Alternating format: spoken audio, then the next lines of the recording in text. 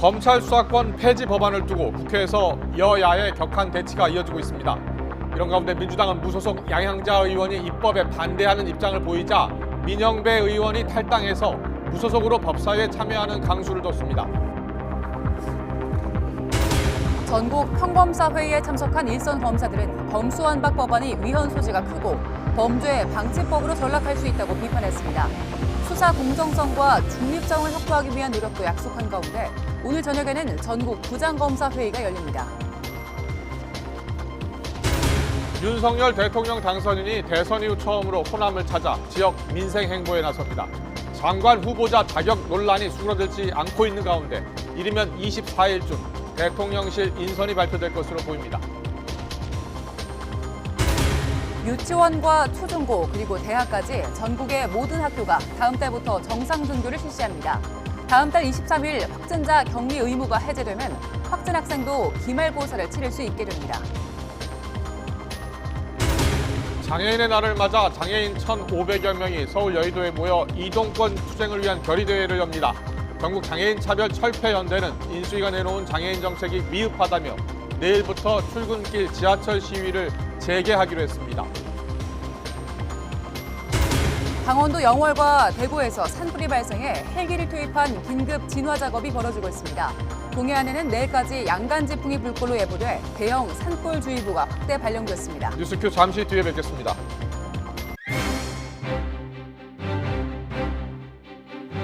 시청자 여러분 안녕하십니까? 가장 빠른 종합뉴스 뉴스큐 시작합니다.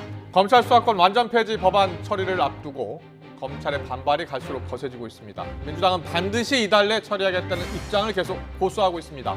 잠시 뒤에 검찰 입장 들어봅니다.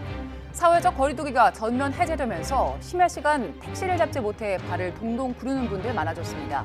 한마디로 귀갓길 전쟁이 벌어지고 있는 건데 서울시의 대책 들어보겠습니다. 네, 첫 소식입니다.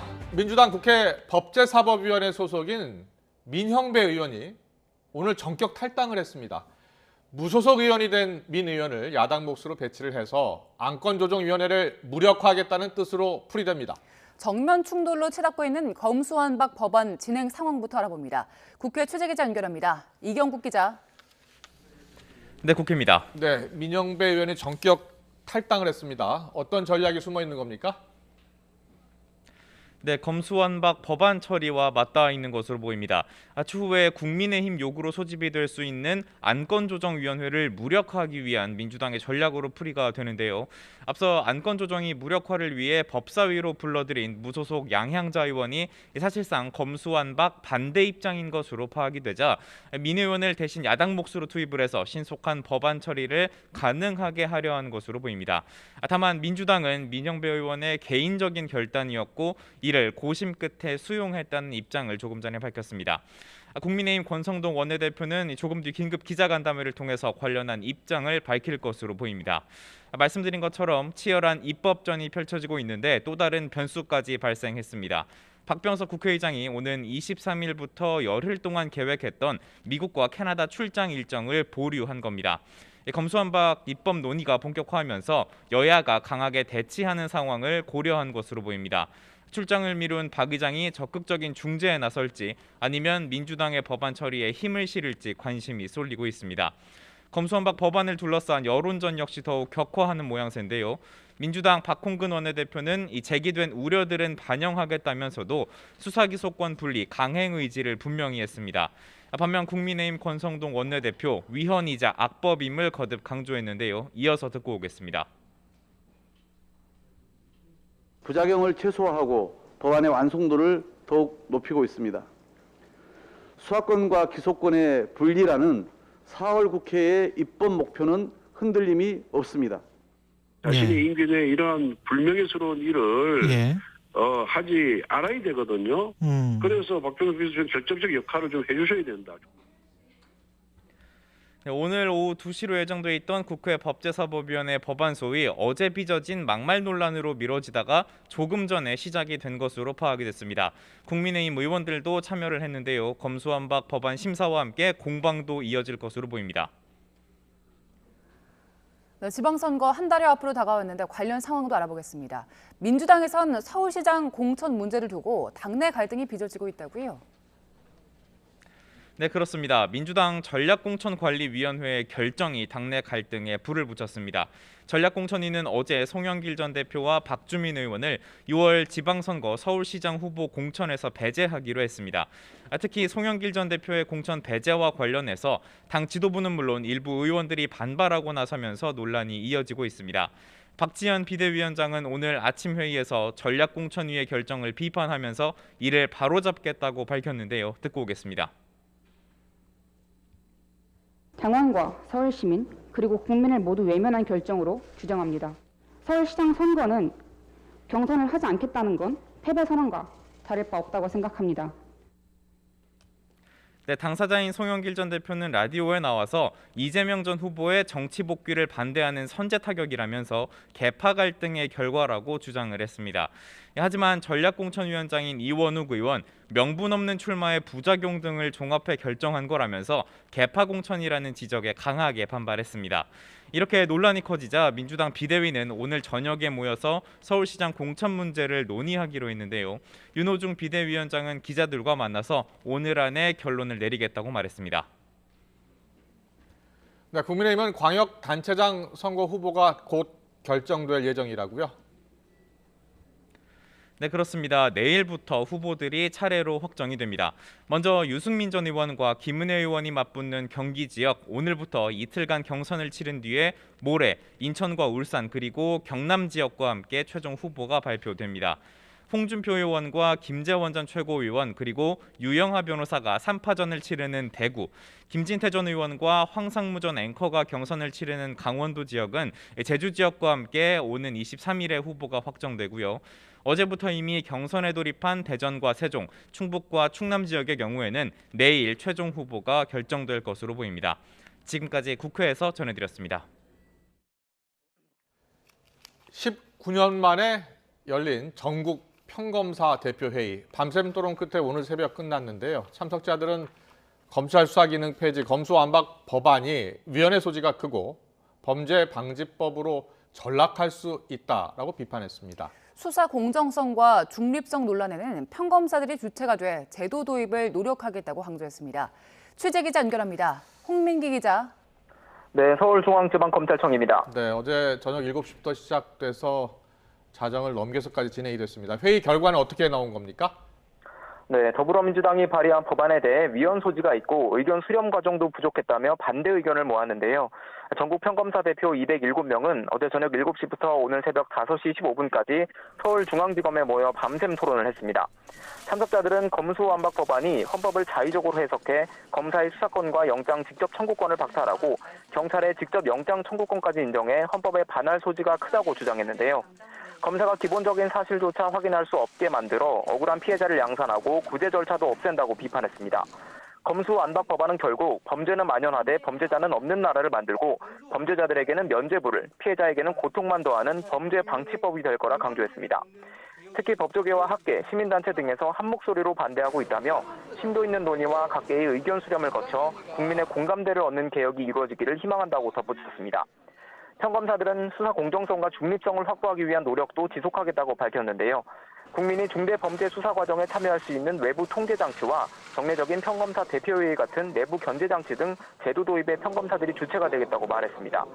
평검사 대표회의 측은 구체적인 방안으로 수사 개시부터 종결, 기소까지 감시하는 장치를 두거나 검찰 수사심의위원회를 법제화하는 방안이 있을 거라고 설명했습니다. 네, 평검사 회의에 이어서 오늘 저녁에는 부장검사 회의도 열리죠? 네, 전국 검찰청 부장검사 대표들은 오늘 저녁 7시 서울중앙지검에서 모여 회의를 개최합니다. 오늘 회의에는 전국 일선 검찰청 선임부장 등 대표 60명 안팎이 참석할 예정인데요. 국회에 제출된 검찰 수사권 폐지 법안들의 문제점과 국민에게 미칠 영향 등을 논의할 방침입니다. 김호수 검찰총장은 오늘 출근길에 잇따른 평검사 회의와 부장검사 회의에 대해 국민을 먼저 생각하라는 말씀을 드리고 싶다고 밝혔는데요. 국민과 대한민국의 미래를 생각하면서 현명한 결정을 내려야 할 것이고 논의가 이루어져야 할 거라고 덧붙였습니다. 어제 김형두 법원행정처 차장이 국회 법제사법위원회 소위에 출석해 해당 법안을 우려하는 교수가 많다는 발언에 대해서는 당연하다고 힘을 실었는데요. 형사사법체계가 법원과 검찰, 변호사 3륜으로 이뤄져 그 중심에 있는 법원에서 적정한 입장을 내는 게 당연한 일이라고 생각한다고 강조했습니다. 다만 법원행정처는 오늘 해명 자료에서 김 차장이 자신의 견해로 위헌설을 주장한 사실이 없고 위헌설과 합헌설의 내용을 소개했을 뿐이라며 선을 그었습니다. 한편 박범계 장관은 오늘 출근길에 평검사 회의에 대해 수사의 공정성이 본질이라는 측면에서 평검사들이 주체가 되는 내부 통제를 명시적으로 언급한 것에 의미가 있다고 평가했습니다. 지금까지 서울중앙지검에서 YTN 홍민기입니다. 윤석열 대통령 당선인이 대선 이후 처음으로 호남을 찾아서 호남을 기업들이 바글바글거리는 지역으로 만들겠다라고 약속했습니다. 대통령직 인수위원회는 코로나19가 없는 것처럼 모든 방역 조치를 해제하는 건 현명하지 못하다며 완화에 제동을 걸었습니다. 인수위 취재기자 연결합니다. 박서경 기자. 네, 서울 삼청동 인수위원회입니다. 네, 윤석열 당선인이 오늘 호남을 방문해서 민생을 둘러봤는데요. 어떤 메시지를 남겼습니까? 네, 윤 당선인은 지난주 대구 경북에 이어 오늘은 전북과 전남을 찾았는데요. 민생 행보 차원인데 지역 균형 발전을 위한 의지가 담겼습니다. 윤 당선인은 전북 지역으로 이동하는 비행기에서 새만금 개발에 대한 보고를 듣고 이동 경로에 위치한 새만금 지역 일대를 조망했습니다. 이후 전주로 이동해 국민연금공단을 방문해서는 새만금과 전북을 기업들이 바글바글거리는 돈을 벌 수 있는 지역으로 만들어보자고 말했는데요. 윤 당선인의 말 직접 들어보겠습니다. 여러분들과 함께 이 새만금과 이 전라북도를 기업들이 아주 바글바글거리는, 그리고 누구나 와서 마음껏 돈 벌 수 있는 그런 지역으로 한번 만들어 보십시다. 저도 최대한 노력하겠습니다. 이후 윤 당선인은 광주로 이동해서 국가인공지능 집적단지 현장을 방문했습니다. 지역 일정을 마치면 서울로 돌아오는데 어제 부친상을 당한 안철수 인수위원장을 찾아 조문하고 위로의 마음을 전할 계획입니다. 내일부터는 또다시 경남 지역을 순회하며 1박 2일로 지역 일정을 이어갑니다. 네, 인수위 상황도 알아보죠. 인수위가 오늘 현 정부의 방역 조치 완화에 대해서 우려 섞인 당부를 했다고요? 네, 인수위는 마치 코로나19가 없는 것처럼 마스크를 비롯해 모든 방역 조치를 섣불리 해제하는 건 현명하지 못하다고 지적했는데요. 신용현 인수위 대변인은 오늘 브리핑에서 부친상 중인 안 위원장 입장을 대신 전한다면서 이같이 밝혔습니다.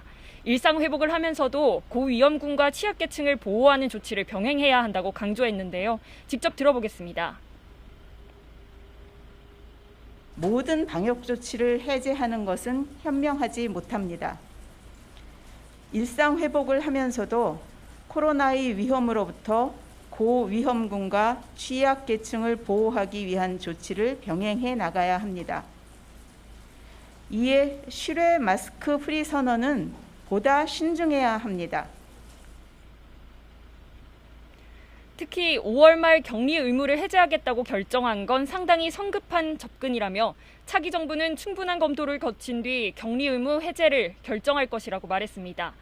이와 함께 요양시설로 국한된 코로나 백신 방문 접종을 경로당 등 노인 여가시설까지 확대해달라고 정부에 요청했고 이번 주부터 즉시 시행하겠다는 답변을 받았다고 덧붙였습니다. 지금까지 삼청동 인수위원회에서 YTN 박서경입니다.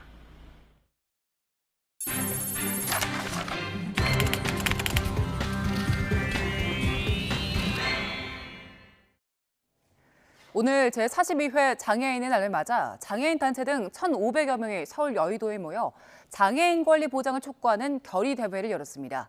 전국 장애인 차별철폐연대는 내일부터 출근길 지하철 시위를 재개하겠다며 인수위의 장애인 관련 예산과 구체적인 보장 방안을 요구했습니다. 자세한 상황은 취재기자 연결해서 알아봅니다. 황보혜경 기자. 네, 서울 여의도동 이룸센터 앞에 나와 있습니다. 네, 지금 뒤로 휠체어를 탄 장애인들의 모습이 보이는데 어떤 걸 외치고 있습니까? 네, 전동 휠체어를 탄 사람들이 조끼를 입고 한자리에 모였습니다. 오늘 오후부터 전장연을 비롯한 장애인 단체나 노동, 인권 단체들이 모여 이곳에서 한 목소리로 외치고 있습니다. 이들은 장애인의 날을 맞아 연대하면서 오늘을 장애인 차별철폐 날이라고 불러달라고 요구했는데요. 그러면서 반짝 관심 갖는데 그쳐선 안 된다고 강조했습니다. 목소리를 직접 들어보시죠. 다 같이 모여서 같이 이렇게 연대하면 정말 큰 힘이 되고 그래서 정문타고 좋습니다. 4월 20일 하루만 선심 쓰듯이 그렇게 베푸는 복지가 아니라 매일매일 뭐 1년 내내 그렇게 좀 신경을 써줘야 되는 거라고 생각해요. 그래서 장애날을 장애인 차별집회 날이라고 이렇게 집회에 참석합니다. 주최 측 추산 장애인 1,500여 명이 장애인 권리 예산 보장과 장애인 민생 4대 법안 시행을 요구하며 거리로 나왔습니다. 구체적으로는 장애인 권리 보장법과 장애인 탈시설 지원법, 장애인 평생교육법, 특수교육법 재개정을 촉구하고 있습니다. 결의대회가 끝나면 여의도 이룸센터 앞에서 주변 지역을 도는 행진을 진행합니다. 또 밤 9시부터 경복궁역 승강장에서 장애인 200여 명이 1박 2일 노숙 농성을 벌입니다. 이를 위해 퇴근 무렵인 오늘 오후 7시쯤 여의도역에서 광화문역까지 다시 지하철을 타고 이동한다는 계획입니다. 전장현 농성장으로 이용돼온 이곳 이룸센터 앞에는 보수 성향 장애인 단체가 컨테이너를 설치하고 이룸센터 정상화를 요구하고 있는데요. 전장현의 비상식적인 시위로 장애인에 대한 부정적인 인식을 심어주고 있다면서 내일 오전 11시 국회의사당역에서 지하철 시위 중단을 촉구하는 맞불 집회를 열 거라고 밝혔습니다. 앞서 지하철 시위를 진행했던 전장현은 장애인 정책에 대한 인수위 브리핑이 추상적이라고 비판하면서 장애인 권리 예산 보장에 대해 오늘까지 구체적인 답변을 달라고 요구했습니다. 그렇지 않으면 내일부터 대통령 취임식이 열리는 다음 달 10일까지 출근길 지하철 시위를 재개한다는 방침인데요. 인수위 답변이 없으면 내일 아침 7시부터 서울 지하철 2, 3, 5호선, 시청역과 경복궁역, 광화문역에서 지하철 시위를 이어갈 계획입니다. 전장현이 더욱 강도 높은 투쟁을 예고한 만큼 오늘 안에 요구안에 대한 답변이 나올지 인수위의 입에 관심이 쏠리고 있습니다. 지금까지 서울 여의도 결의대회 현장에서 YTN 황보혜경입니다. 계곡 살인 사건의 피의자 이은혜와 조연수를 구속한 검찰이 오늘은 소환 조사 없이 자료 분석에 주력하고 있습니다. 두 사람의 도피 과정을 도운 조력자들에 대한 수사도 이어지고 있습니다. 자세한 내용은 취재 기자 연결해서 알아봅니다. 김대겸 기자. 네, 사회 1부입니다. 네, 어제 저녁에 이은혜, 조연수 구속이 됐는데 오늘은 소환 조사가 진행되지 않는다고요? 네, 인천지방검찰청은 오늘 이은혜와 조연수에 대한 소환 조사를 하지 않는다고 밝혔습니다. 대신 그동안 확보해온 자료들을 추가로 분석하고 참고인 조사 등을 통해 이들의 혐의 입증에 주력하고 있는 것으로 알려졌습니다. 검찰은 최대 20일 안에 혐의 입증을 마치고 이들을 재판에 넘겨야 하는 만큼 조만간 두 사람을 다시 불러 조사할 것으로 예상됩니다. 다만 이들의 비협조적인 태도가 관건입니다. 이은혜는 검거 직후부터 변호인이 선임되기 전까지는 진술을 거부하겠다며 입을 아예 다문 것으로 알려졌는데요. 조연수 역시 어제 구속영장 실질심사 과정에서 자신은 범행을 공모한 적이 없다며 혐의를 부인한 것으로 전해졌습니다. 이런 상황들을 토대로 볼 때 앞으로 수사가 쉽지 않을 거란 예측이 나오고 있습니다. 네, 두 사람의 도피 행각을 도와준 인물들에 대해서도 수사가 진행되고 있는데 이미 일부는 검찰의 신원도 확인을 했다고요? 네, 그렇습니다. 먼저 이은혜와 조연수는 지난 2일 밤 지인 2명과 함께 경기 외곽의 숙소에 놀러 갔다 오는 과정에서 경찰에 덜미를 잡혔는데요. 당시 이은혜와 조연수는 타인 명의의 카드를 썼습니다. 검찰은 이 카드 명의자가 이은혜와 조연수의 도피를 도왔을 수 있다고 보고 신원도 이미 확인했습니다. 앞서 이은혜, 조연수와 양평 숙소에 동행했던 2명 가운데 1명은 이은혜의 동창인 것으로 알려졌는데요. 카드 명의자와 동일 인물인지는 확인되지 않았습니다. 또 이은혜와 조연수가 은신처로 사용한 오피스텔 역시 다른 사람 이름으로 계약이 이루어진 걸로 확인이 됐는데요. YTN 취재 결과 해당 오피스텔은 지난 2월 석 달 정도의 단기 계약이 이루어졌고요. 이은혜와 조연수가 붙잡히기 직전에는 새로운 세입자나 매매자를 구하려는 시도가 이어졌던 것으로 확인됐습니다. 검찰은 카드 명의자와 오피스텔 세입자, 그리고 당시 경기 외곽 숙소에 동행했던 2명 등을 조력자로 의심하고 수사를 이어가고 있습니다. 이들이 모두 다른 인물인 경우에 검찰의 수사 대상에 오른 조력 의심 인물은 최소 4명으로 파악됩니다. 지금까지 사회 일부에서 전해드렸습니다.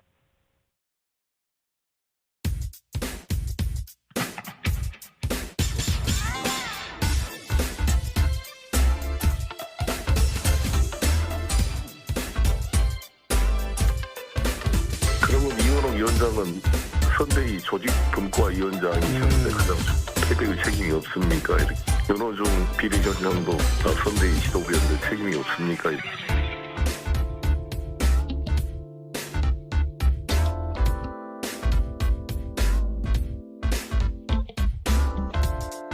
이재명 후보의 정치 복귀를 반대하는 선제 타격의 의미가 있다고 생각합니다.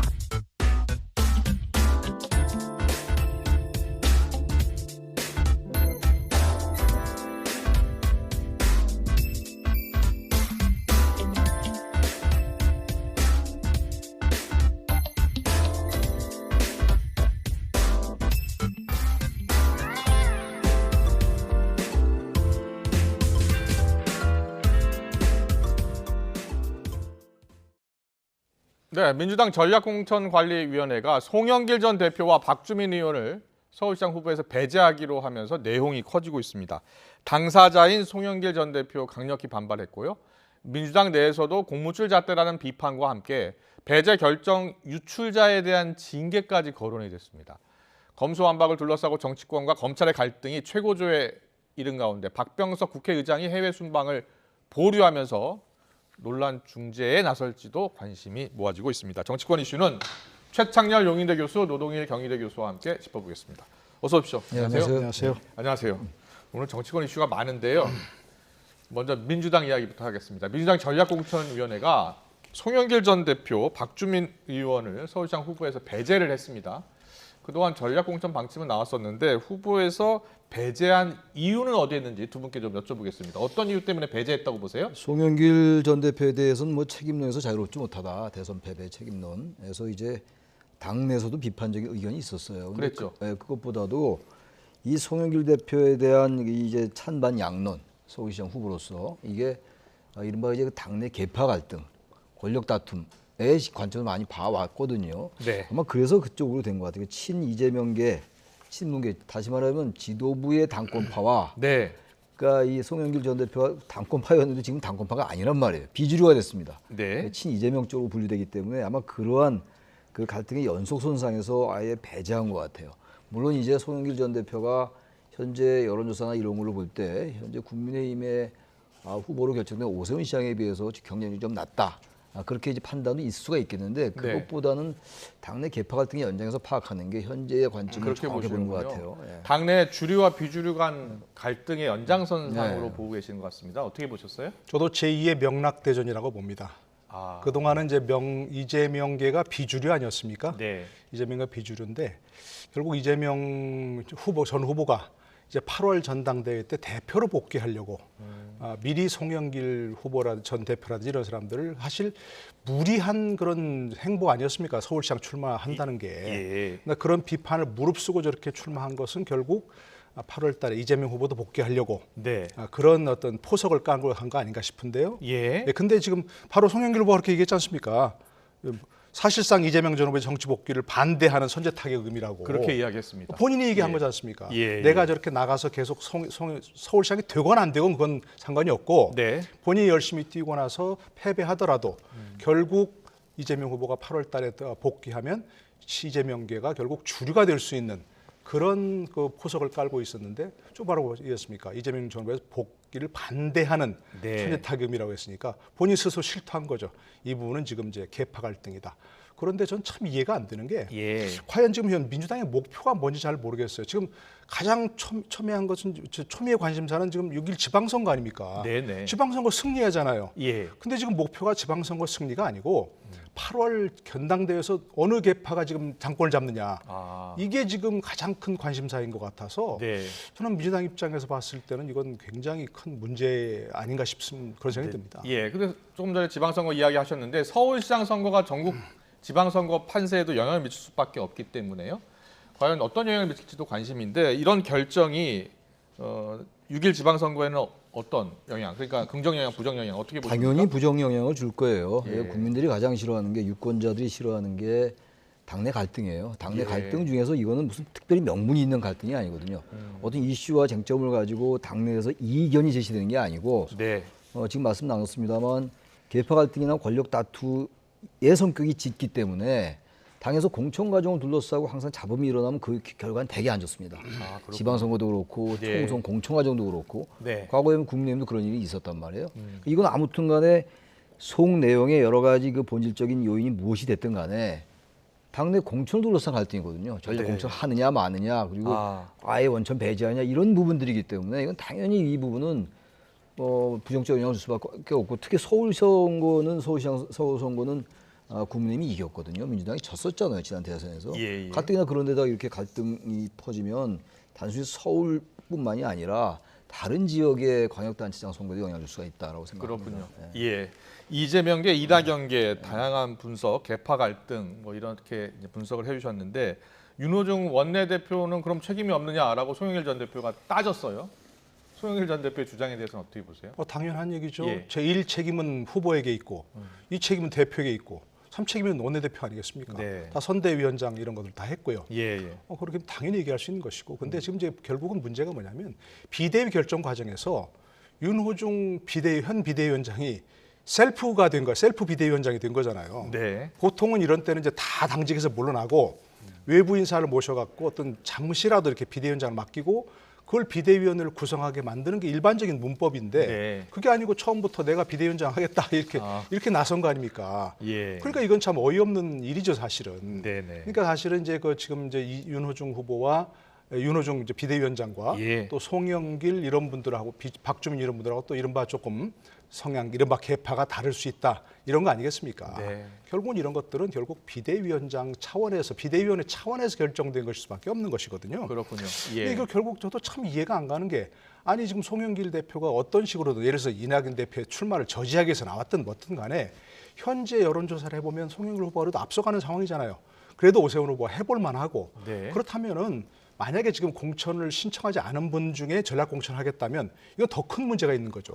공천 신청도 안 한 사람들 중에 공천하겠다?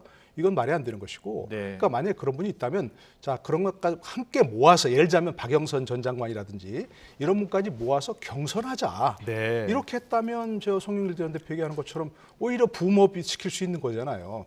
그리고 경선 결과에 따른다면 아무도 이의를 제기하지 못하는 것이고 근데 이렇게 뭐 이른바 전략 공천에서 컷오프를 해버린다 이러면 계속해서 이건 이의를 제기할 것이고 내연되고 결국 이건 국민의 눈높이에서 맞지 않는 그런 눈살을 찌푸리게 하는 것일 수밖에 없죠. 그렇군요. 알겠습니다. 근데 민주당 내부에서도 실제로 이 공천을 둘러싼 내용이 점점 커지는 모습인데요.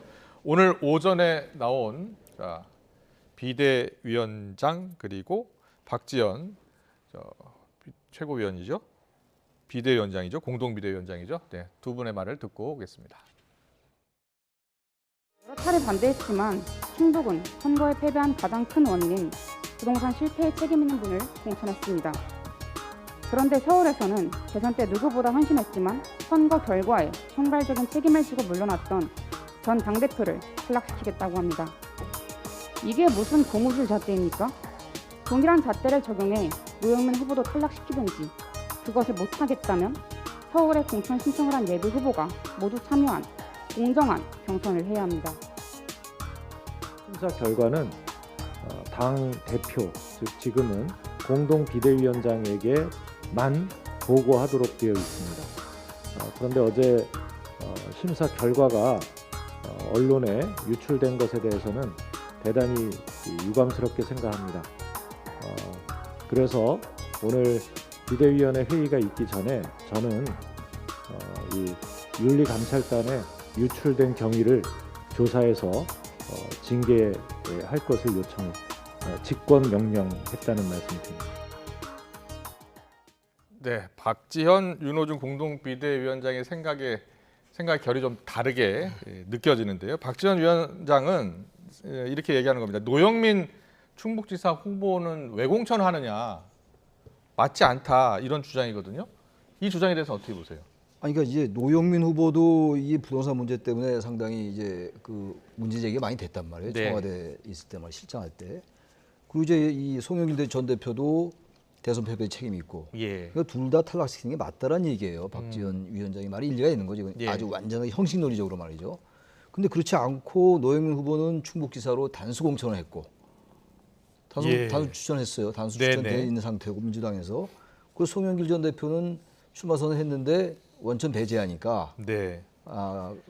경선도 안 하고 말이죠. 이런 얘기가 나올 수밖에 없어요. 그러니까 기준을 하나로 하라는 얘기죠. 네. 대선 패배 책임 있으면 노영민 후보도 노영민 전 비서실장도 사퇴시키고 송영길 전 대표도 대선 패배 책임에서 자유롭지 않으니까 사퇴시키고 배제한 다음에 만약에 이 노영민 후보가 이제 단수 추천됐으면 송영길 전 대표에게도 최소한도 경선의 기회는 줘야 되는 거 아니야? 이런 얘기라서 이건 적어도 겉으로 볼 때는 속내가 물론 박지원 이 위원장도 정치인들의 발언은 다 정치적이니까 생각이 네. 속내는 모르겠습니다만 적어도 명분상은 얘기가 맞는 거죠. 하나의 기준을 적용해라. 예. 왜 이쪽에 A에는 가 기준을 적용하고 B에는 나 기준을 적용하냐 이런 얘기이기 때문에 이 자체의 말은 일리가 있다고 생각합니다. 그렇군요. 네.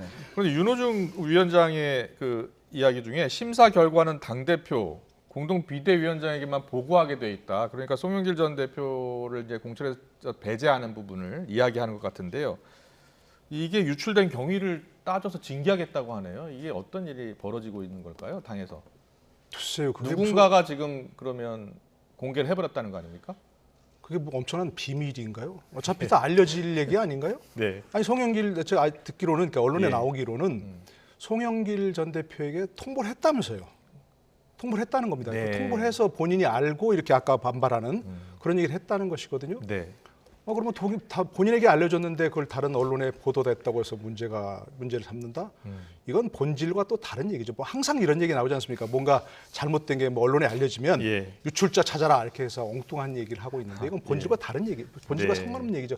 본질은 왜 송영길 전 대표는 이렇게 공천 경선도 붙이지 않고 탈락시키고 다른 사람에게 예를 들자면 지금 저 노영민 충북지사 후보 네. 이런 분은 됐느냐? 어떤 분은 좀 뭐 일관성이 없다 얘기하는데 오히려 박지원 비대위원장은 일관되게 얘기했죠. 부동산 문제에 책임이 있는 사람, 대선 패배에 책임 있는 사람 이런 분들은 출마하면 안 된다고 얘기했지 않습니까? 네. 그래서 예를 들어서 송영길, 노영민, 박주민 이분들이 이제 예를 들어서 대선 패배 책임이 있다거나 부동산 문제 책임이 있으니까 다 일관되게 출마하면 안 된다고 얘기했지 않습니까? 그런데 왜 노영민 후보는 충북지사 후보로 단수 공천을 하고 송영길, 박주민은 경선 기회도 안 주느냐? 이렇게 얘기하는 것은 저는 타당한 그런 비판이라고 생각이 됩니다. 예. 충북지사 후보로서 노영민 후보가 경쟁력이 있다고 판단할 수도 있습니다.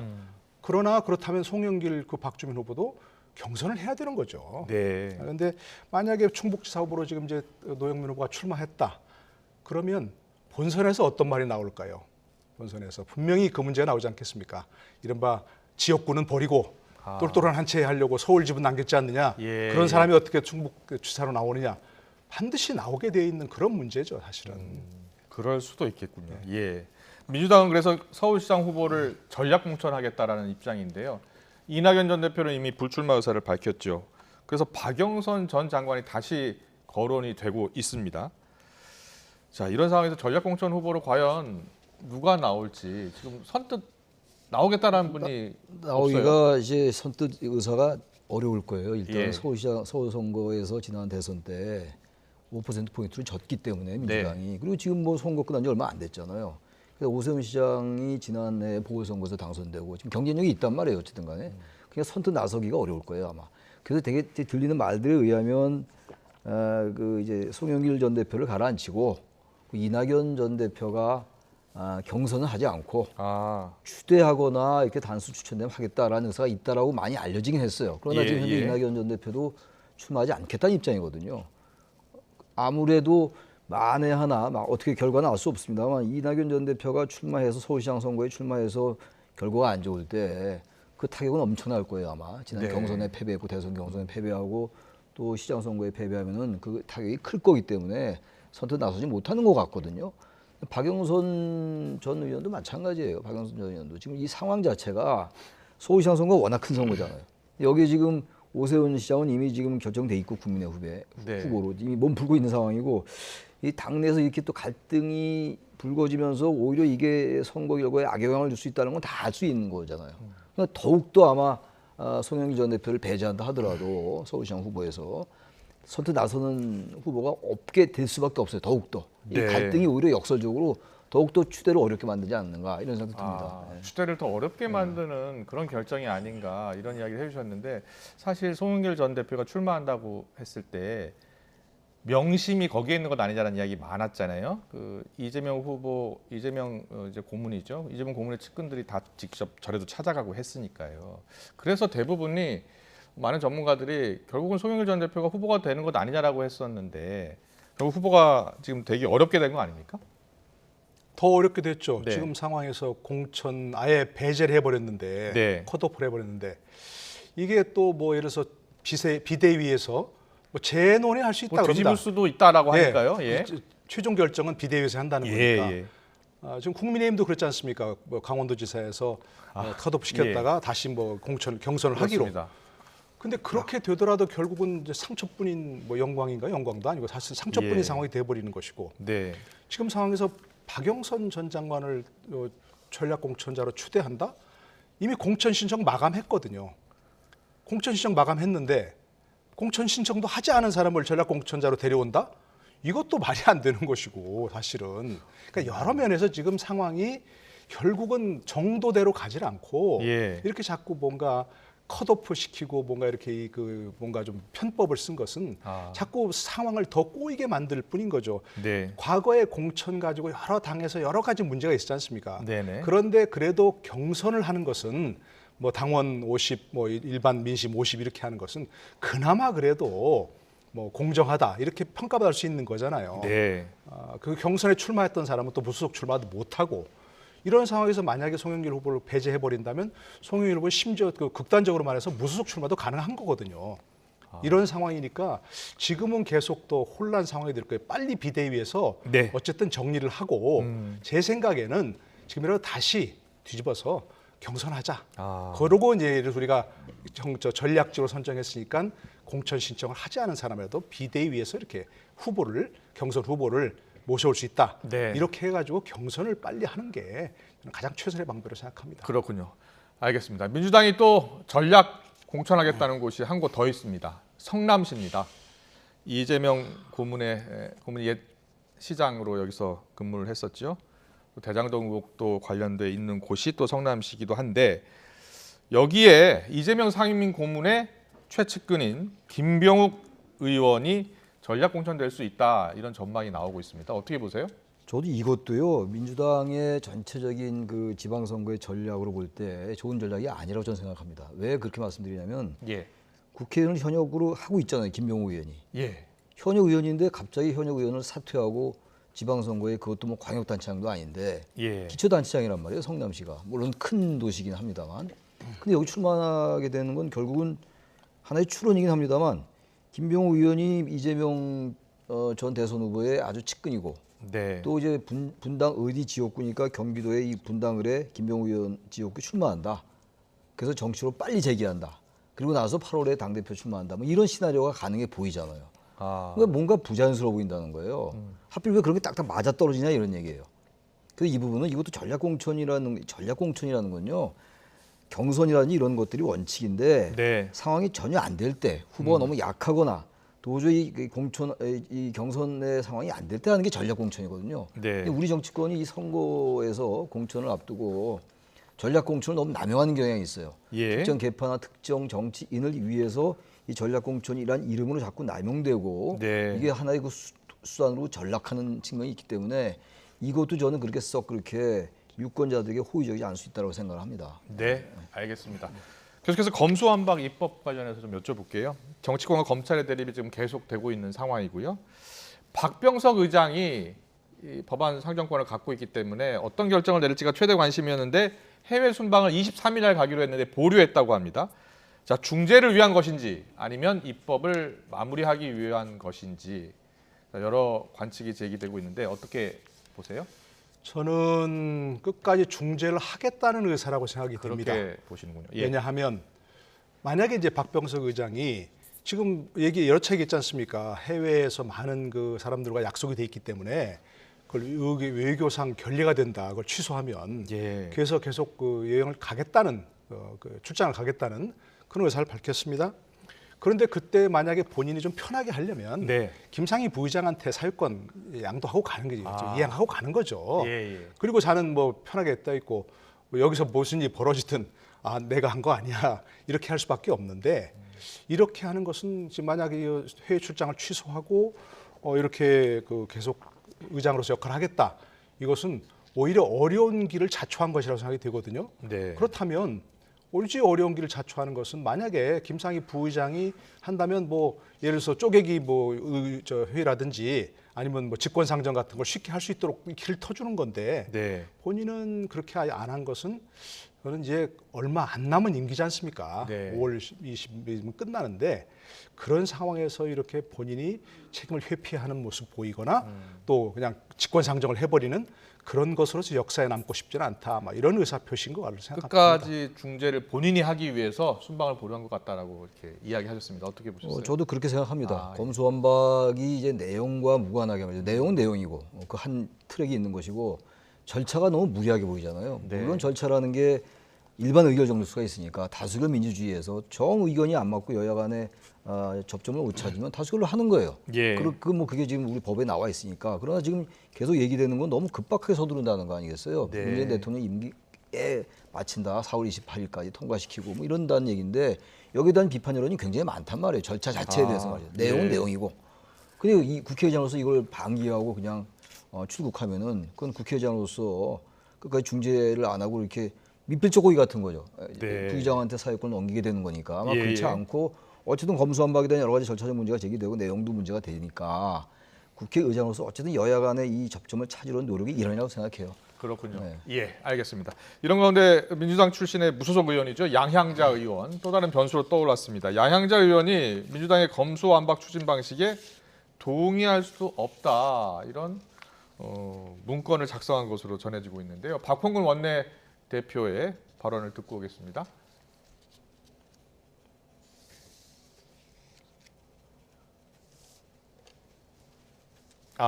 아직 녹취가 준비가 안 됐다고요? 네, 박홍근 원내대표의 관련 발언은 녹취가 준비가 안 돼서 제가 좀 읽어드릴까요? 정치인이야 자기가 메모로 하고 글도 써놓고 대중들에게 뭐 직접 알리느냐 알리지 않느냐 이것은 책임이나 어떤 확정의 기준점이라고 볼 텐데 만약에 양향자 의원이 고민을 하고 계시다면 그것은 본인의 선택이고 어쩔 수 없다 이렇게 이야기를 했습니다. 박홍근 원내대표의 발언이었는데요. 그런데 오늘 들려온 소식은 민영배 의원이 탈당을 한 겁니다. 자, 민영배 의원이 탈당한 이유, 자 어떻게 보세요? 그러니까 양향자 의원을 이제 기재위에서 법사위로 사보임을 시킨 것, 그랬습니다. 박성준 의원을 빼고, 그래서 사실은 편법이죠. 본인도 얘기했다시피 나는 법사위에서 전혀 뭐 알지 못하는 엔지니어고 그러기 때문에 알지 못한 상황에서 이렇게 됐다는 것이고요. 근데 오늘 전 양향자 의원의 그 입장을 좀 읽어보니까 저는 굉장히 타당하다고 생각합니다. 예. 국회의원은 정치 국민의 대표고 헌법기관이다. 양심에 따라 헌법기관 국민의 대표고 헌법 양심에 따라서 예. 이 직무를 수행하는 것이다. 라고 하기 때문에 이런 그 내용 정말 절차상 무리한 것들은 동의할 수 없다. 예. 이런 얘기거든요. 그러니까 지금 박홍근 원내대표가 좀 전에 얘기한 것처럼 그럼 양향자 의원을 마음을 바꾸게 하거나 아니면 뭐 강제로 사보임시키거나 그러기는 어렵다는 생각이 든 것 같아요. 예. 그래서 현재 법사위원이 민영배 의원을 탈당시킨 것은 그러면 탈당되면 무소속이 되는 거잖아요. 그렇죠. 근데 만약에 이제 안건조정위원회가 이제 구성이 된다면 제1교섭단체, 지금 현재 민주당과 제1교섭단체가 아닌 정당들이 동수가 되는 것이거든요. 안건조정위원회라는 것은 여야가 의견이 충돌할 때, 이견이 있을 때 충분히 숙고의 시간을 가져라라고 해서 국회 선진화법에서 만든 법안이에요. 최장 90일까지 그렇죠. 논의할 수 있도록 그렇죠. 돼 있거든요. 그러니까 이제 뭐 안건조정위를 만들게 되면 제1교섭단체와 제1교섭단체가 아닌 사람들이 동수가 돼야 되는 겁니다. 근데 현재 민주당 법사위원인 민영배 의원 탈당하면 무소속이 되는 것이거든요. 그러니까 민주당 의원이 둘이 되는 거예요, 둘이. 그러니까 한 명을 민주당 법사위원으로 채울 수가 있는 거죠. 그렇군요. 그렇게 되면 민주당이 3명이 되는 것이고 무소속이 2명이 되는 거죠. 그러면 국민의힘이 자동적으로 1명밖에 안 되는 것이고요. 그렇게 지금 상황을 만들려고 하는 것. 그럼 안건조정위원회도 원래는 90일까지 숙고할 수 있는데 그 기간이 단축되겠네요. 그러니까 만약에 이제 그 안건조정위원회에서 회부되더라도 거기서 3분의 2, 즉 6명이니까 4명만 찬성을 하면 바로 기간을 단축시켜서 뭐 10일 내로라도 열흘 내로라도 2, 3일 내로라도 바로 즉시 상임위원회 법사위원회 회부할 수 있는 그런 상황이 돼버리는 거죠. 네, 민주당이 검수완박 지금 속도전에 나선 것이에요, 그렇죠? 그렇죠. 네. 안건조정위원회 근데 민영배 의원을 탈당시켜서 사보임시키는 거 이건 절대로 이렇게 해서는 안 됩니다. 이것도 글쎄 절차적으로 하자가 없다고 하면 할 말이 없어요. 그러나 이게 너무나 생각이 뻔한 거 아니겠어요? 민주당 소속 의원을 탈당을 시켜서 이제 그 보도에 의하면 민영배 의원이 워낙 검수완박에 대해서 법안에 대해서 소신이 있기 때문에 네. 자신이 탈당을 해서라도 이거를 빨리 통과시키겠다라고 얘기는 합니다만 네. 당과 상의 안 했을 리가 없을 거 아니에요. 이런 지금 엄청난 사실 절차를 위배한 걸로 평가할 수 있는 건데 제가 이 언뜻 보니까 과거 DJP 연합 때 그 자민련과 그 당시 이제 한나라당이 의원을 꺼준 적이 있어요. 예. 그때도 비판이 굉장히 많았어요. 그때 이제 자유민주연합을 교섭단체를 만들어주기 위해서 의원을 꺼준 적이 있거든요. 예. 이렇게 자꾸만 정치를 하면요. 정치에 대한 혐오가 더 많아져요. 민영배 의원은 당연히 무소속이 된다 하더라도 민주당이 아주 이 검수완박에 대해서 굉장히 강한 의원을 많이 냈던 분이란 말이에요. 네, 이분을 저기 3대3에서 이제 4대2로 만들기 위해서 예. 안건조정이 설명하셨습니다만 네. 그래서 지금 편법을 쓰는 거거든요. 당연히 이건 꼼수란 비판에서 자유롭기가 어려워요. 그렇군요. 검수완박에 대한 내용에 설령 찬성한다 하더라도 이렇게 예. 하는 건 바람직하지 않다. 제가 그 말씀 드리는 겁니다. 알겠습니다. 그런데요, 이 검수완박 법안 법사위 소위에서 이제 여러 가지 의견 교환을 하는 과정에서 어제 있었던 일인데요. 전주의 의원 최강욱 의원 간에 충돌이 있었습니다. 최강욱 의원의 적에라는 그 발언을 두고서 여야의 해석이 엇갈린 건데요. 양측의 발언을 듣고 올까요?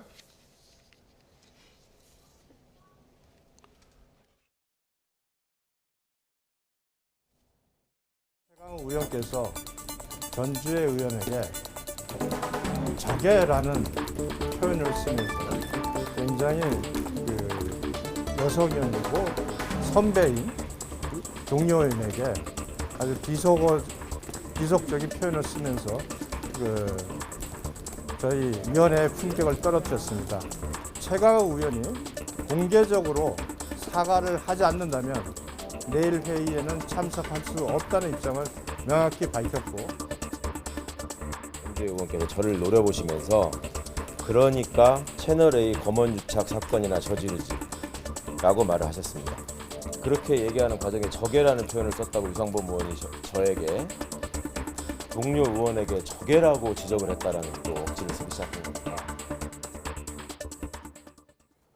네, 또 충돌하고 있습니다. 최강욱 의원, 국민의힘은 최강욱 의원이 사과를 해야지 이제 참석을 하겠다라고 하고 있고 또 최강욱 의원의 생각은 좀 다른 것 같고요. 어떻게 풀어야 되겠습니까? 그러니까 이게 참 뭔가 그 법안 내용의 본질적 문제를 가지고 다툰다. 네. 뭐 그러면 국민들도 저게 뭔가 좀 이해가 될 텐데 저런 거 갖고 서로 시비를 걸고 시비를 뭐 하면서 그렇게 시간을 끌고 하는 건 뭔지 잘 모르겠어요. 제가 맥락을 자세히 좀 읽어 보니까 네.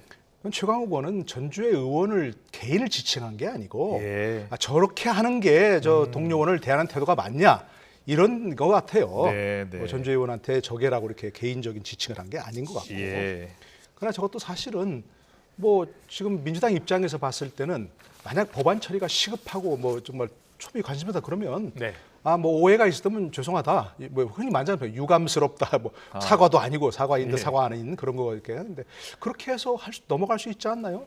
네. 개인적 맥락을 봤을 때는 저건 개인적 지칭한 거 아닌 건 맞지만 그러나 뭐 법사위 소위가 정말 중요하다면 뭐 그 점에서 혹시 오해를 불러일으켰다면 뭐 유감스럽다.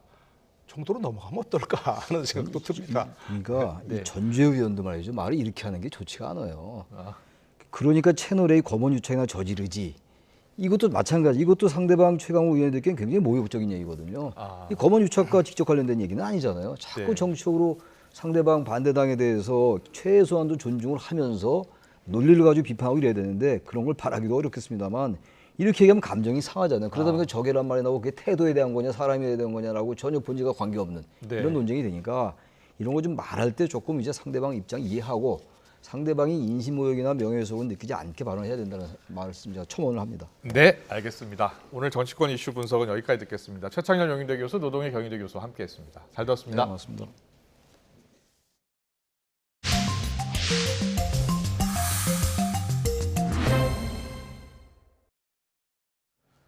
전국 곳곳에 건조특보가 내려진 가운데 대구와 영월 등에서 산불이 잇따라 발생했습니다. 특히 영월 산불은 강풍을 타고 번지고 있습니다. 건조한 날씨 속에 바람 강도가 더 세지고 있어서 산림청이 산불 재난 국가위기 경보 경계를 발령했습니다. 취재기자 연결합니다.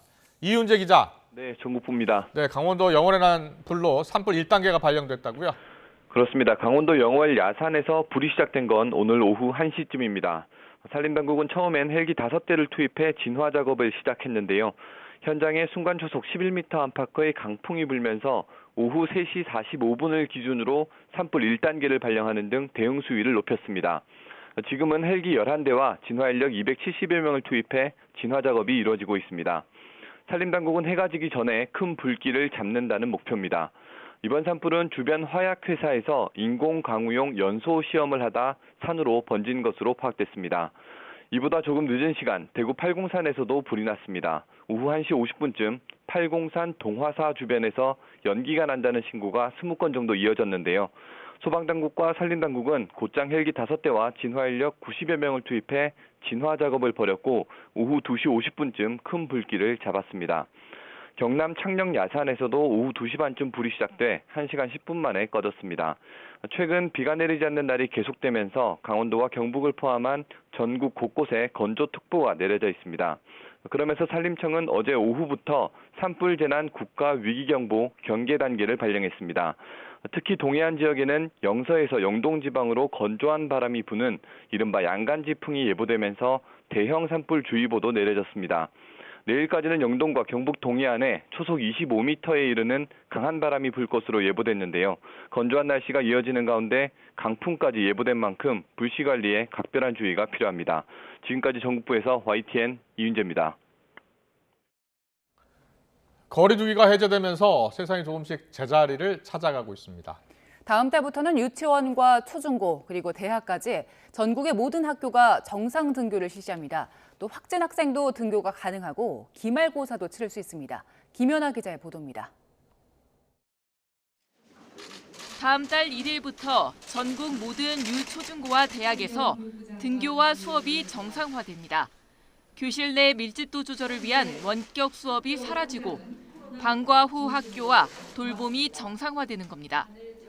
특히 다음 달 말쯤 코로나 확진자의 격리 의무가 권고로 바뀌게 된다면 확진 학생도 등교하고 시험도 볼 수 있습니다.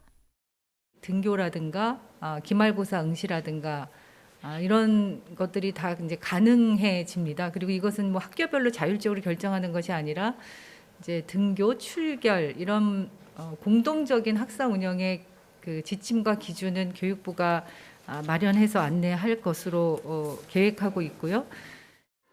다만 확진 학생들이 매일 등교할지 좌석 배치나 수업 참여 방식 등 구체적인 부분은 현장과 협의해 결정할 예정입니다. 학교는 밀집도가 높은데 백신 접종률 등 기본 방역 상황이 학년별로 크게 차이 나고 학내 의견도 갈려섭니다. 마스크 쓰니까 괜찮지 않아요? 친구랑 노는 게 좋아서 그리고 코로나 많이 이미 나왔으니까 그냥 나와도 괜찮을 것 같아요. 확진이 아직 안 된 친구가 많기 때문에 그렇다고 또 무증상자가 다 됐다고 확신할 수는 없으니까 그래도 아직은 위험하다고 생각 들어요. 교내 일반 방역 조치는 대부분 완화됩니다. 자가 검사 키트를 활용한 등교 전 선제 검사는 사실상 없어지고 확진자가 나와도 접촉자 조사 없이 같은 반 학생 가운데 고위험군과 유증상자만 진단검사를 한 번 받으면 됩니다. 수련회와 수학여행 제약도 점차 완화돼 8월부턴 예전처럼 별다른 제약 없이 갈 수 있고 대학 축제는 허가제에서 신고제로 복귀하며 캠퍼스의 봄을 기대할 수 있게 됐습니다. 교내 마스크 착용 기준은 현재의 KF80 이상에서 비말 차단용 마스크 등 식약처 허가 제품으로 종류를 확대하고 실외 마스크 착용 여부는 방역 당국 지침에 따를 예정입니다. YTN 김연아입니다. 정부가 다음 달 초에 실외 마스크 착용 여부를 결정하겠다고 밝혔습니다. 전해철 중앙재난안전대책본부 제2차장은 방역 상황에 대한 면밀한 평가와 전문가 의견 수렴 과정을 거쳐 착용 여부를 결정하겠다고 설명했습니다. 또 거리두기 해체로 상당수 지역 축제가 재개될 것으로 예상된다며 정부는 300인 이상이 참여하는 축제를 대상으로 시행해온 지역 축제 심의 승인제도 운영을 잠정 중단하겠다고도 덧붙였습니다.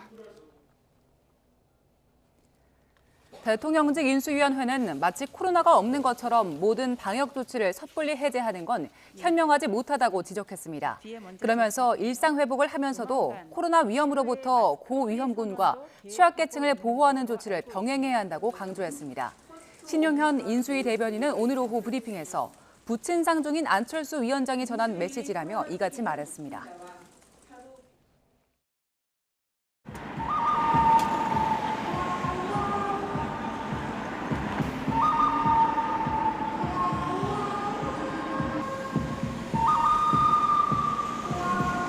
평상시보다 오래 놀 수 있다는 것 때문에 설레긴 해요.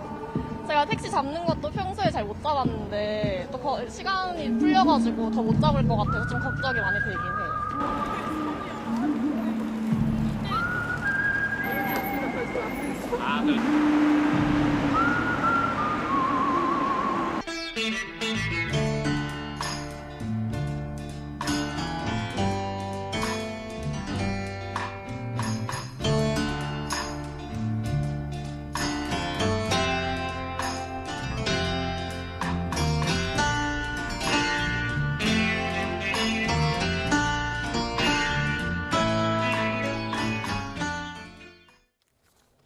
네, 영상으로 보셨습니다만 사회적 거리두기가 전면 해제되면서 또다시 이 심야 시간 택시 대란이 시작이 됐습니다.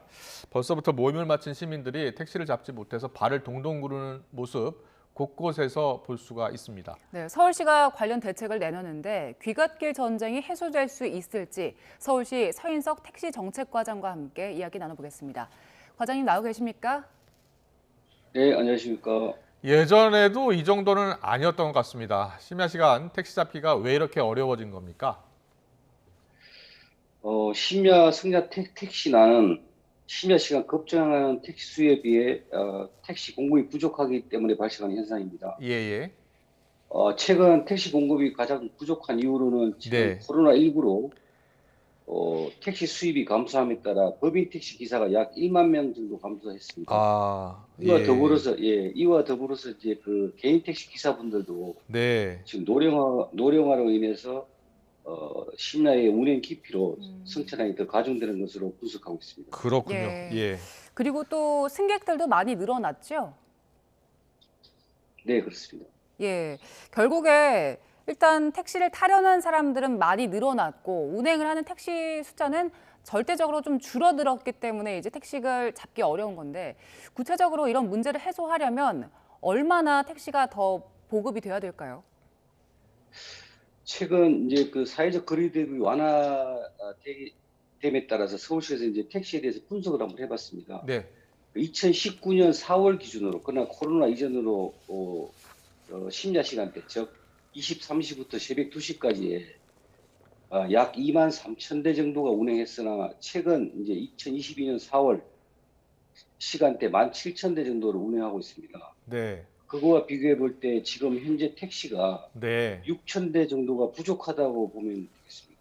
네, 정확히 말하면 택시 기사분이 사실은 여러 가지 상황상 생계가 달려 있기 때문에 지원이 되지 않으면 택시를 운행할 수 없는 그런 상황 아닐까요?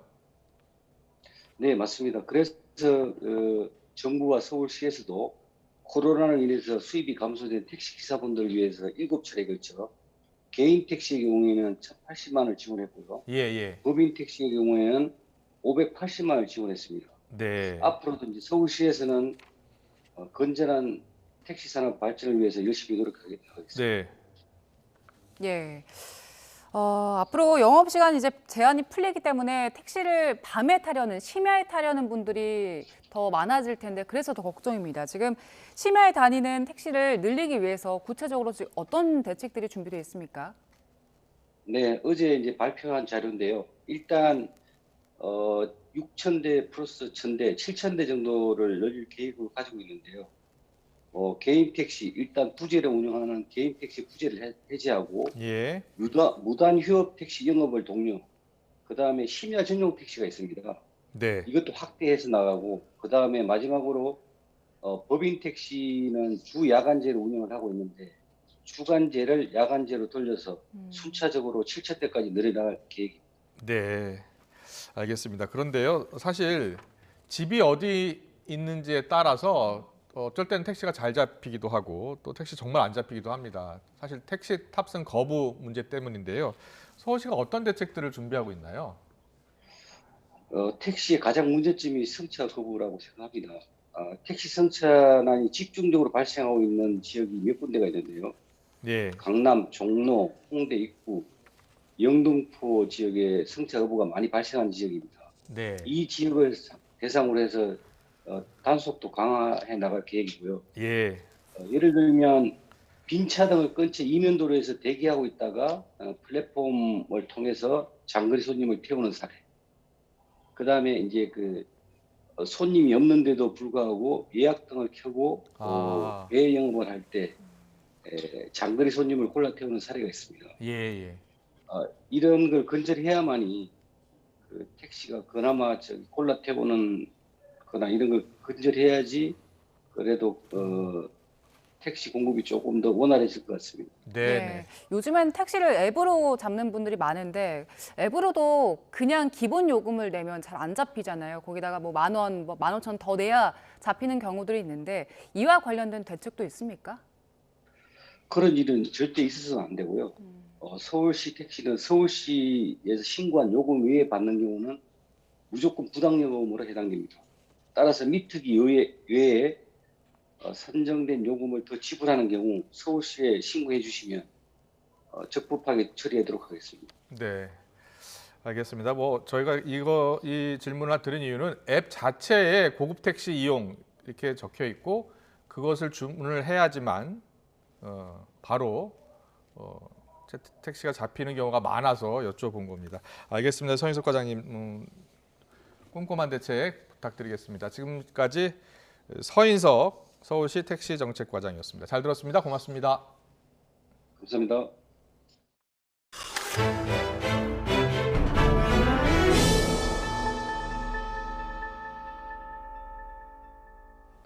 주식처럼요. 음악 저작권에 투자를 한 뒤 수익을 챙길 수 있도록 중개해주는 플랫폼 뮤직하우의 상품은 증권과 유사하다는 당국의 판단이 나왔습니다. 아직은 생소한 조각 투자가 처음으로 제도권에 편입된 사례인데 어떤 의미인지 조태현 기자가 전해드립니다.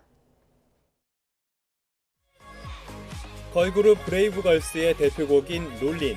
뒤늦게 인기를 끌면서 이 노래에 투자해 저작권료 수익을 받을 수 있는 저작권료 참여 청구권의 가격도 급등했습니다. 지난해 초 2만 원대였던 롤린 한 주는 7개월 만에 130만 원을 기록하게 됐습니다. 덩달아 저작권료 참여 청구권을 조각처럼 쪼개 파는 플랫폼 뮤직하우도 관심을 끌었습니다. 조각 투자란 고가의 미술품이나 슈퍼카처럼 개인이 혼자 투자하기 어려운 자산을 지분 형태로 쪼개서 공동 투자하는 방식을 뜻합니다. 뮤직하우는 누적회원 100만 명의 거래 금액은 4천억 원에 육박하는 플랫폼으로 성장했지만 논란을 일으켰습니다. 주식처럼 거래와 배당이 있지만 정식 인가를 받지 않은 유사금융이라는 민원도 접수된 겁니다. 5개월에 걸친 검토 끝에 금융당국은 저작권료 참여 청구권이 투자 계약증권이라고 결론냈습니다. 이에 따라 뮤직하우는 투자자 보호장치를 마련하고 사업 구조를 관련 법령에 맞게 개편해야 합니다.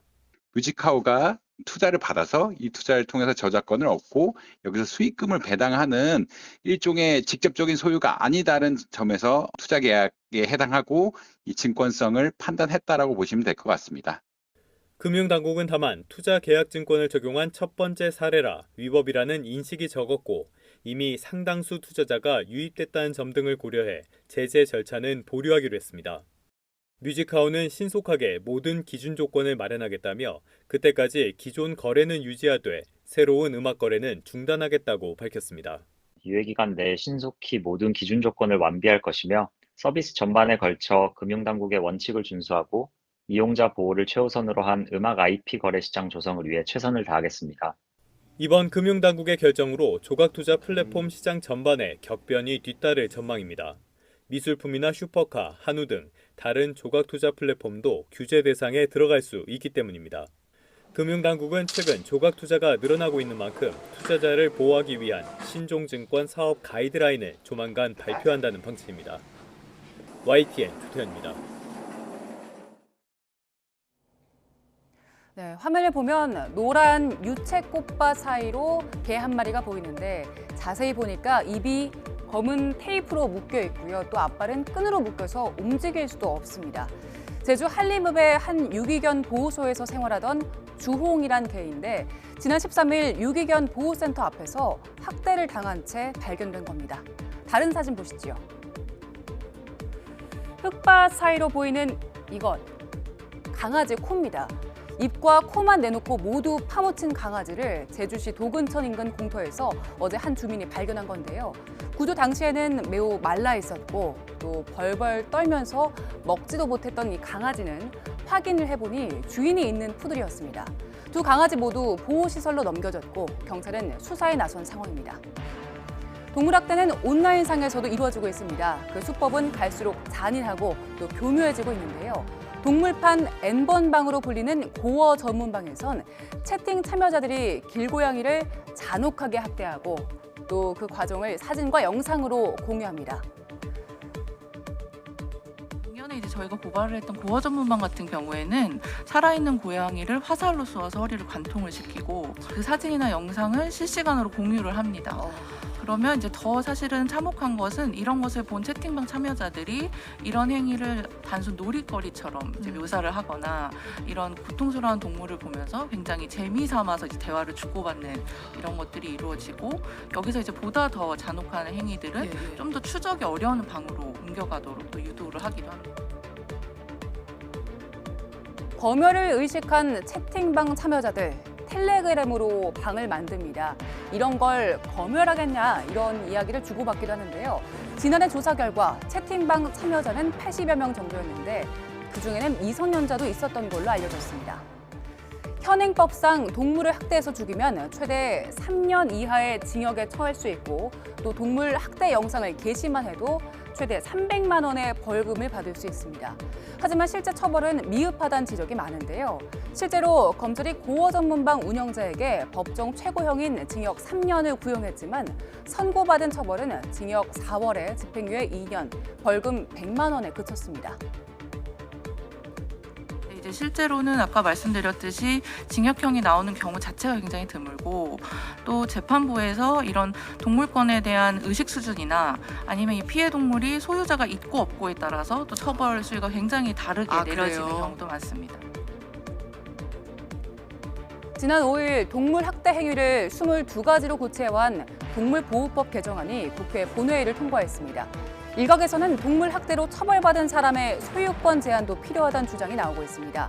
갈수록 잔혹해지는 동물 학대를 근절할 수 있는 좀 더 촘촘한 대책이 필요해 보입니다.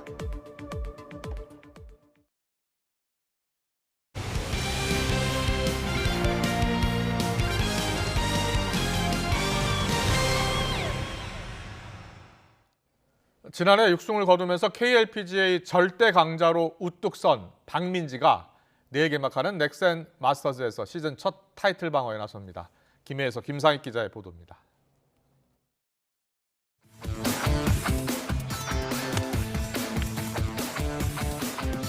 박민지는 지난해 신들린 듯 6번이나 우승 트로피를 들어올렸습니다. 국내 여자 골프 사상 처음으로 한 시즌 상금 15억 원을 돌파하면서 다승과 상금왕, 대상까지 3관왕에 오르는 최고의 한 해를 보냈습니다. 특히 6번의 우승 모두 4월 말부터 7월 중순까지 치러진 10개 대회 2달 반 사이에 거둔 성과였습니다. 2번의 컷 탈락과 13위, 8위를 한 번씩 한 걸 제외하면 이 기간 박민지에게 대회 출전은 곧 우승이었습니다. 제가 봐도 미쳤다 이런 생각이 많이 들었는데요.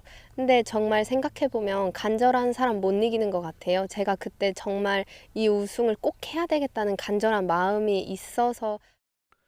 이렇게 잘 나가던 박민지는 지난해 여름부터 최근까지 9개월 동안 열린 15개의 공식 대회에서 아직 우승이 없습니다. 슬럼프인가 싶으면 그럴 때마다 바로 다음 대회에서 상위권 성적으로 건재함을 과시했지만 최근 5개 대회 성적은 눈에 띄게 상위권을 벗어났습니다. 톱10은 단 한 차례뿐이었고 올해 첫 출전한 지난주 대회에서도 공동 28위에 그쳤습니다. 박민지는 스윙과 체력에 아무 문제가 없다며 본격적인 시즌 적응을 자신했습니다. 이번 대회에서 또 좋은 성적을 거둬서 또 그 자신감을 이어가서 올해 우승 많이 하고 싶습니다. 이번 주 대회는 박민지가 지난해 장하나와 연장 접전 끝에 시즌 첫 승을 거두면서 연승과 1인 천하의 시작을 알렸던 대회 타이틀 방어전입니다. 올 시즌 치러야 할 6번의 타이틀 방어전. 박민지에게 정상을 지키는 자극제가 될지 아니면 경기력의 부담으로 작용할지 그 첫 번째 관문이 기다리고 있습니다. 김해에서 YTN 김사익입니다. 여자 탁구 유망주인 만 16살 김나영이 쟁쟁한 선배들을 모두 제압하고 올가을 아시안게임과 세계선수권 대표로 조기 발탁됐습니다. 포스코에너지 2년차 김나영은 홍천종합체육관에서 계속된 대표 1차 선발전에서 윤효빈, 유은총을 꺾고 7승 1패로 1위에 올라 2차 선발전 결과에 상관없이 태극 마크를 확정했습니다. 수영 천재 황선우가 아시안게임을 대비해서 호주에서 생애 첫 해외 전지훈련에 나섭니다. 과거 박태환 라이벌 선수의 스승에게 지도를 받으면서 기량을 한 단계 더 끌어올릴 계획입니다. 신윤정 기자의 보도입니다. 지난해 도쿄올림픽 결승 진출을 시작으로 첫 국제대회와 메이저 대회까지 석권하며 전 세계에 이름을 알린 황선우. 성인 무대로 옮긴 올 시즌 초반부터 돌풍을 이어가고 있는 황선우가 9월 항저우 아시안게임 대비에 나섰습니다. 수영 강국 호주 멜버른에서 약 6주간 전지 훈련을 하며 본격적인 담금질에 돌입한 겁니다. 박태환의 우상이자 라이벌이었던 호주 수영 영웅 헥켓의 옛 스승 이안 포프에게 지도받습니다. 외국인분 코치한테 받는 게 이번에 아예 처음이라 가지고 처음에는 많이 어버버할 것 같다는 느낌이 있는데 같이 호흡을 잘 맞추면은 많이 승승장구할 수 있지 않을까 생각이 들어요. 주종목 100m와 200m는 물론 단체전인 개영 800m까지 다관왕에 도전합니다. 특히 단체전에서 한국 수영 사상 첫 금메달까지 견인한다는 각오입니다. 선발전 기록으로만 봐도 45초 한 명에 47초 두 명이 나왔기 때문에 진짜 한국 자영 200m가 많이 올라왔다고 느꼈고 같이 합을 맞춰가면 더 시너지 효과가 나서 황선우는 6월 2일 귀국해 곧바로 헝가리 부다페스트 세계선수권에서 아시안게임을 앞둔 첫 모의고사를 치릅니다. 이제 20살, 키는 물론 기량도 쑥쑥 자라는 한국 수영의 미래. 금빛 레이스를 위한 뜨거운 여름은 이미 시작됐습니다. YTN 신윤정입니다. 요즘 날씨가 정말 좋습니다. 하늘도 맑고 공기도 무척 부드러운데 내일도 서울 낮 기온이 22도까지 오르는 등 오늘만큼 따뜻한 날씨가 이어지겠습니다. 다만 계속해서 일교차가 10도 이상으로 크게 납니다. 건강 관리에 각별히 신경 써주시기 바랍니다. 내일 내륙에는 구름만 간간히 지나겠지만 남해안과 제주도에는 아침부터 오후 사이 5mm 안팎의 비가 조금 내리겠습니다. 메마른 날씨에 내리는 단비인데요. 하지만 양이 적어 건조함을 해소하긴 어렵겠습니다. 특히 곳곳에 건조특보가 발효 중인 가운데 영동과 경북 북부에는 바람이 강하게 불며 강풍특보도 내려지겠습니다. 이에 따라 대형 산불이 발생할 가능성이 높은 만큼 더욱 주의해 주시기 바랍니다. 내일 아침 기온 오늘과 비슷하거나 조금 높겠습니다. 서울 11도, 대전 9도, 광주 11도, 부산 14도로 예상됩니다. 낮 기온은 오늘과 비슷하겠습니다. 서울 22도, 대전 24도, 광주 24도, 대구 22도로 예상됩니다. 모레 새벽부터 오전 사이 중북부 지방에 비가 조금 오겠고 다음 주 초반에는 전국에 강풍을 동반한 많은 비가 내리며 건조함이 해소되겠습니다. 다만 피해도 우려되는 만큼 대비 철저히 해주시기 바랍니다. 날씨 정보였습니다. 이어서 저녁 종합뉴스 이브닝 뉴스가 방송됩니다. 시청해주신 여러분 고맙습니다.